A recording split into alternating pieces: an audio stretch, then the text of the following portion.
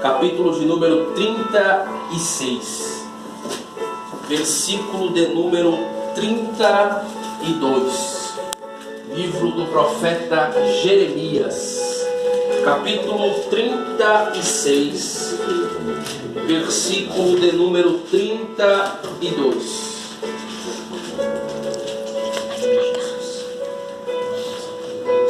Jeremias 36 é o capítulo e o versículo 32. É de suma importância que você leia junto comigo.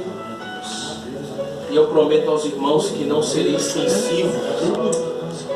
Serei breve e sucinto naquilo que Deus tem reservado para as nossas vidas. Diz assim: assim tomou Jeremias outro rolo e o deu a Baruque, filho de Nerias, o escrivão, o qual escreveu nele da boca de Jeremias todas as palavras do livro de Jeoaquim, rei de Judá, o qual tinha queimado no fogo, e ainda lhes acrescentaram muitas palavras semelhantes. Amém? O profeta Jeremias aqui, ele estava escondido, fugitivo de sua própria casa, longe dos seus parentes, até porque havia sido rejeitado por conta do ministério.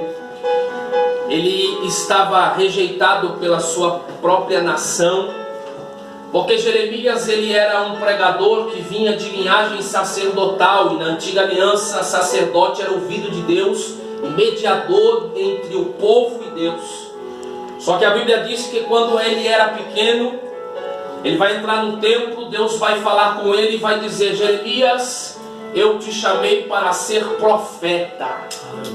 Ele disse: eu sou um menino e ainda não sei falar. E Deus disse: abre a sua boca e eu vou falar por ti, porque eu te chamei para ser profeta. Mas a grande verdade é que o ministério de Jeremias era um ministério árduo. Ele é bem conhecido como o homem chamado das lágrimas, o profeta que muito chorava pelo povo, o profeta que pregava e muitas das vezes desprezavam as suas pregações. E aqui nesse capítulo Jeremias está vivendo um momento muito difícil, mas Deus lhe dá uma missão, um projeto. Deus vai até Jeremias e diz: Jeremias, eu quero que você escreva um rolo, que você faça um escrito para mim e entregue para o meu povo. Jeremias estava cansado. Jeremias estava vivendo um momento de fadiga ministerial, fugitivo, escondido, desprezado. Mas ele vai ouvir a voz de Deus e vai escrever. Só que ele vai chamar o escrivão, Baruque, e vai ditar as palavras que Deus dá a ele para que Baruque viesse escrever num pedaço de papel, no papígrafo, no pergaminho da época. E ele vai escrever e vai dizer assim: como eu estou fugitivo, como eu não posso aparecer, você vai pegar estas palavras, todas elas, vai escrever conforme Deus está me dando e revelando, e você vai entregar esta palavra à nação de Judá e de Israel. No dia que havia um jejum, o povo se reunia. Lá vai Baruque, o escrivão, com o projeto de Deus nas mãos para entregar para o povo. Jeremias fica escondido, e a Bíblia Sagrada diz que Baruque chega, e no meio de uma multidão ele começa a ler as mensagens que foram descritas e ditadas pela boca do profeta. Mas ninguém que ali estava deu crédito àquela palavra que fora pregada naquele dia. E quando ele pensa que ninguém vai escutar, três secretários do rei Jeoaquim disse: essas palavras devem ser enviadas ao rei, porque são palavras importantes. Em Israel fazia-se, no período de calor, muito calor, no período de frio, muito frio. Os dois extremos, pelo ambiente do tempo da época. Naquela época estava frio demais. E a Bíblia diz que o rei Jeoaquim estava na lareira de seu palácio, se aquecendo ao fogo, Por conta do frio, os seus servos entraram, pediram licença para entrar e deram para ele um rolo com as mensagens escritas pelo escrivão Baruque. E o rei tomou em sua mão, preste atenção, e o rei começou a ler naquele rolo. Mas a Bíblia diz que a cada 3 páginas que ele lia, ele rasgava e jogava no fogo. E assim ele foi fazendo sucessivamente, rasgando até que se não houvesse mais nada. E aí ele diz para Baruque, fala para o profeta que está escondido, que ele vai morrer, e que eu vou dar ordem para ir buscar ele onde ele estiver, ele vai ser achado, e eu vou terminar de acabar com a vida dele. Quando Jeremias se encontra com Baruque, Jeremias tem uma perspectiva, que o povo viesse se arrepender, que o povo viesse dar crédito àquela pregação, que o povo viesse ter se comovido com aquelas palavras, porque aquelas palavras não eram palavras do profeta, aquelas palavras não eram palavras de Jeremias e nem de Baruque, aquelas palavras eram divinamente inspiradas pelo Deus de Israel. Aleluia. Porque toda palavra de Deus ela é divinamente inspirada por Deus. E o profeta não fala por si próprio. O profeta ele não tem a incumbência de dizer o que ele quer dizer, mas dizer aquilo que Deus quer que ele fale. Mas a grande verdade é que Baruque diz a Jeremias: Jeremias, o povo escutou a pregação, escutou. Você leu o que foi escrito, isso aí. Mas e aí eles não acreditam? Eles não deram crédito ao que estava escrito. Mas e o rei também, o rei pegou, o rei leu capítulo por capítulo, versículo por versículo, só que ele rasgou e queimou a palavra. A Bíblia diz que Jeremias se levanta e diz: então acabou, está terminado, eu não tenho mais o que fazer, Jeová. Eu dediquei a minha vida acreditando que esta nação iria escutar a tua boa palavra. Eu fiz a sua vontade, me coloquei de pé, escrevi aquilo que o teu Espírito me disse para escrever. Mas o teu povo rejeitou a tua palavra. E o rei queimou a tua palavra no fogo. Agora vou sair errante pelo deserto, porque o que me resta é a morte. O meu ministério está encerrado. Aí Deus mais uma vez vai bradar nos altos céus e vai dizer: Jeremias, aleluia, ainda não acabou a história. Glória a Deus. Escute isso. Deus diz para Jeremias: assim tomou Jeremias outro rolo. Quando Deus fala com Jeremias, Jeremias está negando-se a si mesmo e negando-se em si, pessoalmente, dizendo: Deus, eu não vou mais pregar, eu não vou mais profetizar, eu não vou mais adorar, não vou fazer mais nada, Deus, porque o povo rejeitou a sua palavra e o rei queimou. Mas Deus diz para Jeremias: Jeremias, você vai escrever outro rolo. De novo. Mas eles já ouviram, o rei já leu e não deu crédito. Deus diz: não, eu vou te dar tudo que dei de novo, só que agora se prepara, Jeremias, porque eu vou dar algo novo nesse rolo. Eu vou acrescentar capítulos novos, versículos novos, promessas novas. Eu vou falar para o povo que eu vou lançar o povo até no período de cativo. 70 anos, pode pôr aí, prever que vai ficar 70 anos. E a expressiva 70 tem um significado muito grande. É como se Deus dissesse assim: eu estou no controle do tempo, do passado, do presente e do futuro. Toda prova ela tem um começo, mas ela também tem um final. Não vai ser perpétua, Jeremias. Por quê? Porque o povo vai ser afligido, o povo vai se tornar cativo, mas a minha palavra não vai voltar vazia. Aleluia! Por quê? Porque estão desacreditando dela. Vivemos tempo em que as pessoas estão duvidando da palavra de Deus. As pessoas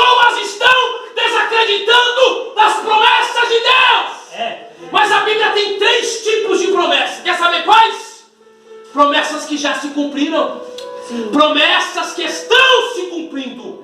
E promessas que vão se cumprir. Glória a Deus, Pai. Jeremias estava triste porque no ministério dele, Deus não fazia ele ver aquilo que profetizava. Verdade. Então a sua indignação era essa: Deus, o Senhor me chamou para ser profeta, mas eu profetizo e parece que as tuas palavras na minha boca se tornaram uma vergonha. A minha família não quer me ouvir mais. Os meus irmãos, os meus companheiros não querem me ouvir mais. Porque o Senhor quer que eu ainda pregue. Aí Deus diz para ele: porque eu ainda tenho história para você falar para o meu povo. Glória. Eu ainda tenho um projeto, eu ainda tenho algo a fazer. Isso vem de encontro à minha vida e à sua vida, porque há momentos em que a gente pensa que a história vai ficar do jeito que está. A história vai continuar do mesmo jeito ou até pior. Porque a perspectiva da realidade diz: pandemia, porta fechada, ninguém acredita em você mais, ninguém está nem aí para você mais. Mas Deus está dizendo assim: eu ainda tenho capítulos novos. Glória! Há um rolo de Deus aqui para as nossas vidas nessa noite, em que Deus está dizendo assim: você pensa que a história já acabou, você pensa que já terminou, foi rasgado, foi queimado, mas eu vou escrever uma história nova. Aleluia, Jesus. É como se Deus levantasse do céu e levantasse Jeremias novamente e dissesse: Jeremias, eu sei que você não quer escrever mais nada, eu sei que você não quer pregar mais nada, mas eu vou te dar um rolo novo. E dessa vez eu vou acrescentar coisas novas. Sabe o que Deus está falando? Que você não tem nocividade do que Deus ainda vai fazer na sua história. Vamos lá, a sua realidade hoje, qual é? Não sei, estou caído, estou quebrado, estou falido, estou sem emprego, estou com problema de vício, estou com problema disso, estou com problema. As negativas são maiores do que as possibilidades de mudança. Essa é a verdade. E se você olhar e ligar a televisão, você só vai ouvir falar de morte, de desgraça, de maldade, disso e daquilo. Nada de produção de vida e de novidade de vida. Mas Deus te trouxe aqui hoje para falar para você assim: eu ainda não desisti da tua história. Eu ainda não desisti da tua casa, da tua família, dos teus sonhos e nem dos teus projetos. Porque eu vou na Cando e a Sérvia escrever coisas grandes e firmes. Glória! Você sabe que Jeremias foi tão provado que os reis pegaram ele, as autoridades da época amarraram ele, enfiaram um rolo de corda nele. Aquela época a cadeia que era subterrânea, jogaram ele dentro de uma cadeia subterrânea, prenderam ele lá dentro e disseram aí: agora eu quero ver você pregar, Jeremias. Você não é pregador? Você não é profeta? Prega aí agora. Aí Jeremias está preso lá embaixo, dentro de uma cadeia. E é só Deus que visita as cadeias. Aleluia! Porque quando a gente não pode ir, a Bíblia diz, e ele mesmo diz em Jeremias 23, 23 está escrito: eu sou o Deus de perto e o Deus de longe. Olha só, Jeremias, Espírito Santo não é igual hoje. Hoje você tem acesso à graça. Nós temos 7 dispensações na Bíblia, irmão: inocência, consciência, governo humano, patriarcal, lei, graça e milênio. Nós estamos na graça. A graça é favor imerecido. Eu não mereço. Se fosse por merecimento, eu seria o pior daqui e o primeiro a não ter merecimento de nada. Estar na presença de Deus é um privilégio que Deus nos dá. Porque Deus não olha para a nossa situação miserável e pecaminosa. Ele olha para nós com uma mão de misericórdia e diz: está caído? Te levanta. Aleluia! A porta está fechada? Eu abro as janelas do céu. Glória a Deus. Jeremias está preso. E a Bíblia diz, o termo da palavra hebraica, a tônica é: encerrado foi Jeremias. O que quer dizer isso? Encerrou, terminou, acabou, não tem mais jeito, já era, vai ficar do jeito que está, vai morrer desse jeito, nunca mais se ouvirá falar dele. Mas aí o Espírito Santo de Deus, Aleluia! desceu dentro daquela cadeia, Aleluia! falou para Jeremias: prender as tuas mãos, prender os teus pés, te amarraram e te prenderam, mas a tua boca não amarraram. Aleluia. Clama a mim, responder-te-ei, anunciar-te-ei coisas grandes e firmes que tu não Sabes. A verdade é essa, a gente não sabe. Mas no projeto do plano divino de Deus, Deus já está escrevendo: eu ainda vou levantar ele na terra. Aleluia. Estou sentindo Deus aqui. Glória a Eu Deus. ainda vou levantar ela na terra. Deus lindo. Tá tudo parecendo que não vai dar certo. Tá tudo caminhando e parecendo que vai ficar do mesmo jeito. Mas Deus está dizendo assim: não! Aleluia. Tem um Oh, bolo aleluia. Jeremias. Aleluia. Caneta, manda o escrivão escrever as minhas palavras e diz para o rei de Joaquim que essa ele não vai queimar. Creio, Desta Deus. vez ele não vai jogar no fogo, porque antes de ele tentar contra mim, eu estou dando vitória à nação de Israel. Aleluia. Escute uma coisa: nada é mais forte do que a palavra de Deus. Aleluia. Eu já vi muitas coisas na minha vida, eu acho que com 30 anos de vida, mas eu nunca vi alguém escutar a palavra de Deus, e ainda que seja alguém duvidoso, ainda que seja alguém incrédulo, não entender o poder desta palavra.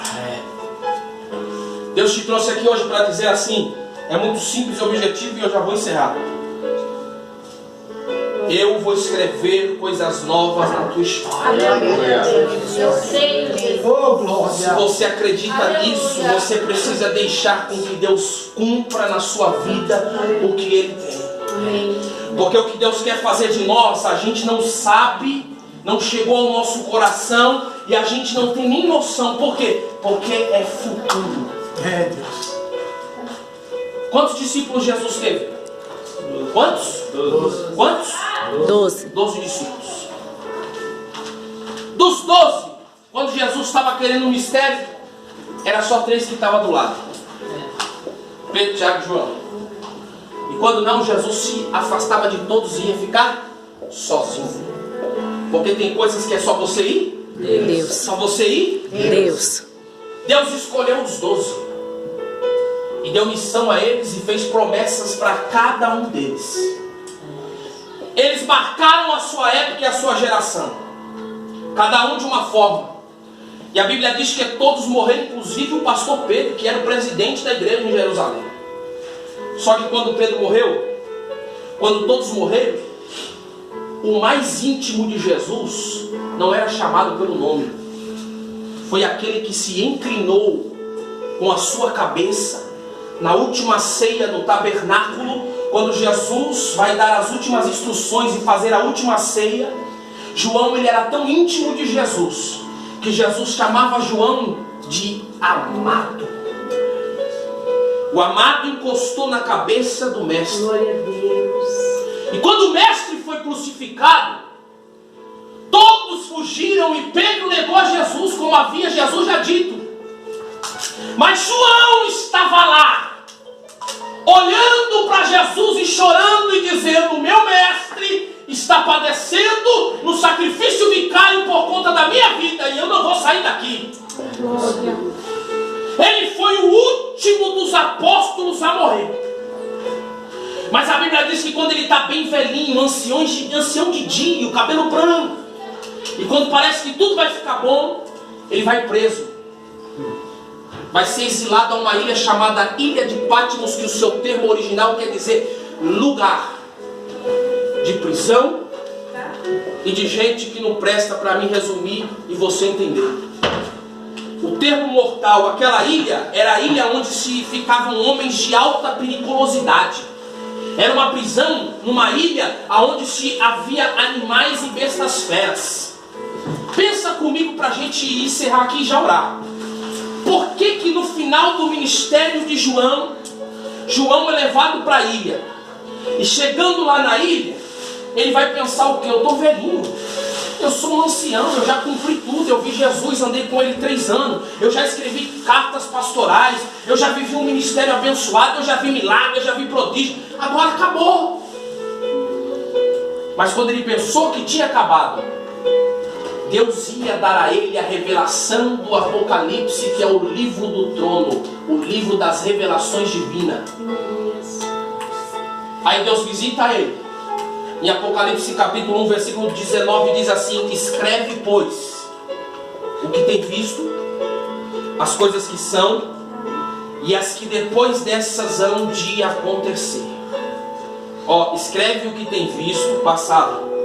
Escreve as coisas que são, presente. E escreve as coisas que depois destas hão de acontecer. Para encerrar, se eu te perguntar do seu passado, você vai saber o que você passou. Não é difícil, porque você esteve lá.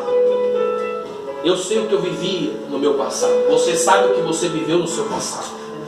Se eu te perguntar, meu irmão, como está o teu presente? Você sabe o que você viveu no seu presente, porque você está vivendo ele. Agora deixa eu te fazer uma pergunta. Qual será o seu futuro? Aí você vai dizer, não tenho como saber, porque o amanhã pertence a Deus. O amanhã pertence a Deus.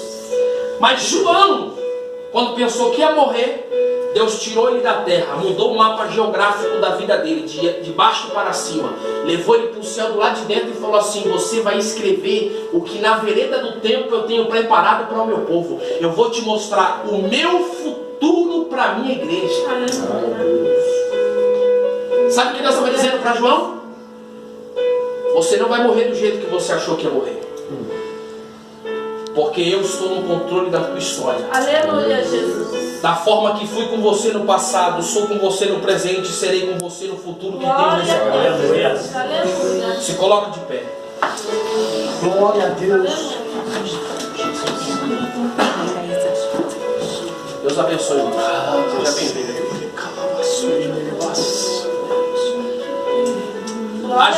A gente, por ser humano, a gente tem mania de desistir rápido às vezes das coisas. Às vezes a gente, por circunstâncias adversas, cada um por seus motivos, suas tristezas, suas provas, decide desistir. Jeremias, nesse episódio aqui, ele queria desistir de tudo. Ele achou que já não tinha mais motivo mais para fazer absolutamente nada.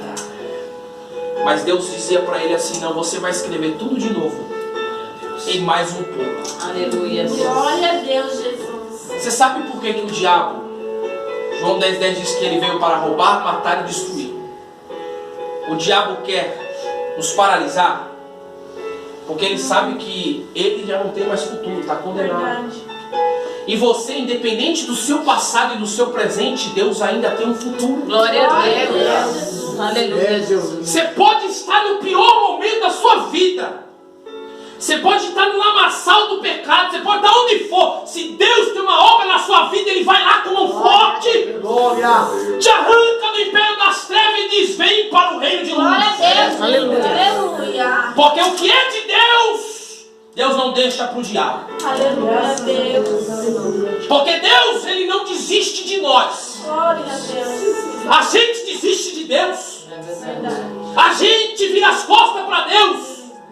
Mas Deus continua com amor, com graça e misericórdia, dizendo: ei, estou aqui, filho. Aleluia. Na inocência, na primeira dispensação que Deus fez o homem e a mulher errou, ultrapassou o limite, pecou. Mas a Bíblia diz que todo entardecer Deus descia no Éden para falar com o homem. E Deus desceu no Éden e falou assim: Adão! Cadê o Adão? Não era para estar no mesmo lugar? Mas o Adão se escondeu, Eric. Por quê? Porque o Adão tinha pecado. Deus sabia onde Adão estava? Claro, mas por que ele perguntou? Para mostrar para o próprio Adão que quando a gente peca, a gente se esconde de todo mundo. Porque a gente tem vergonha da gente mesmo. E eles estavam despidos e nus porque eram inocentes. Quando comeram do fruto da árvore do conhecimento, passaram a ter conhecimento do que era bom e que era mal. Então se esconderam, tamparam as suas nudezes com árvores, com coisas da floresta e ficaram escondidos. Mas Deus não foi lá falar com eles no mesmo horário, porque Deus não tinha desistido deles. Aleluia, Jesus. Eles desistiram, desobedeceram, pecaram, o pecado, o salário do pecado é a morte, a Bíblia diz. Mas Deus ainda deu uma chance para eles. Coloca aquele louvor lá. É, Pra gente isso. E não, o outro. Isso. Escute isso. Deus não desistiu da nossa história.